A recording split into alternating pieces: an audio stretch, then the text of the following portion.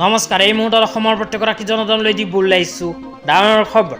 তো যিসকল মানুহে ভিডিঅ'টোত ক্লিক কৰিছে অনুগ্ৰহ কৰি ভিডিঅ'টো স্কিপ নকৰি প্ৰথমৰ পৰা শেষলৈ চাই থাকিব, কিয়নো এইটো ভিডিঅ'ৰ মাজত চৰকাৰী ঘৰৰ পৰা আৰম্ভ কৰি অৰুণোদয় আঁচনিলৈ কেইখনমান গুৰুত্বপূৰ্ণ খবৰ প্ৰদান কৰিম।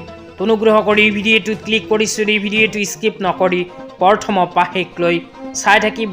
লগতে মোৰ চেনেলত নতুন হ'লে প্লিজ চেনেলটো ছাবস্ক্ৰাইব কৰি মোৰ লগত থাকিব আৰু ভিডিঅ'টো ভাল লাগিলে অনুগ্ৰহ কৰি শ্বেয়াৰ কৰি দিব। তো বলক ভিডিঅ'টো আৰম্ভ কৰি আজি প্ৰথমটো গুৰুত্বপূৰ্ণ খবৰৰ বিষয়ে বিস্তাৰিত জানি লওঁ। আজি প্ৰথমটো গুৰুত্বপূৰ্ণ খবৰ হ'ল চৰকাৰী ঘৰলৈ। তো যিসকল মানুহে 2018 চনৰ পিছত জিঅ' টেগিং ঘৰৰ বাবে আবেদন কৰিছিল কিন্তু চৰকাৰী ঘৰৰ টকা পোৱা নাছিল, সেইসকল মানুহক অসম চৰকাৰে ইতিমধ্যে প্ৰদান কৰিছে চৰকাৰী ঘৰৰ টকা। 2025 চনৰ শেষৰ ফালেই চৰকাৰী ঘৰৰ টকা লাখ লাখ দুখীয়াসকলে লাভ কৰিছে।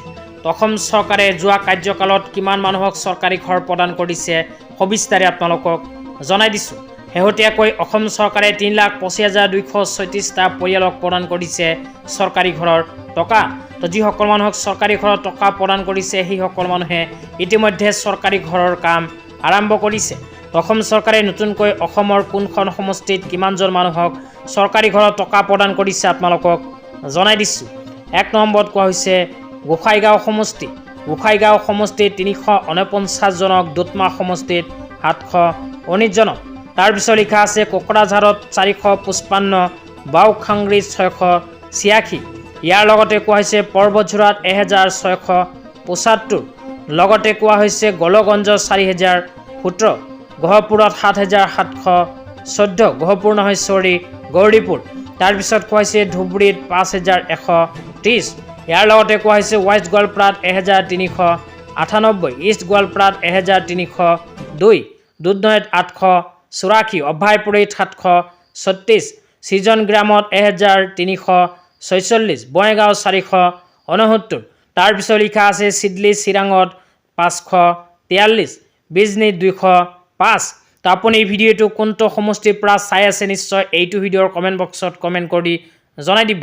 তেন্তে ইয়াৰ নেক্সট ভিডিঅ'ত আপোনালোকক জনাই দিম যে অসম চৰকাৰে শেহতীয়াকৈ আপোনাৰ সমষ্টিত কিমানজন মানুহক প্ৰদান কৰিছে চৰকাৰী ঘৰৰ টকা। তেতিয়া আপোনালোকক দিব ওলাইছোঁ আজি দ্বিতীয়টো খুবেই গুৰুত্বপূৰ্ণ খবৰ। আজি দ্বিতীয়টো গুৰুত্বপূৰ্ণ খবৰ হ'ল অৰুণোদয় আঁচনিলৈ। তো যিসকল মহিলাৰ নাম অৰুণোদয় আঁচনিত অন্তৰ্ভুক্ত হৈ আছে কিন্তু চলিত মে' মাহত এতিয়ালৈকে অৰুণোদয় আঁচনিৰ টকা পোৱা নাই, সেইসকল মহিলাৰ বেংক একাউণ্টত অতি শীঘ্ৰেই অৰুণোদয় আঁচনিৰ টকা সোমাই যাব, কিয়নো অসমত ইতিমধ্যে গঠন হৈছে নতুনকৈ চৰকাৰ। তো নতুনকৈ গঠন হোৱা হিমন্ত বিশ্ব শৰ্মা ডাঙৰীয়াৰ নেতৃত্বত চৰকাৰখনে অতি শীঘ্ৰেই মহিলাসকলৰ বেংক একাউণ্টত অৰুণোদয় আঁচনিৰ টকা প্ৰদান কৰিব। তো কিমান তাৰিখে প্ৰদান কৰিব এতিয়াও কোনো নিৰ্দিষ্ট ডেট প্ৰকাশ হোৱা নাই।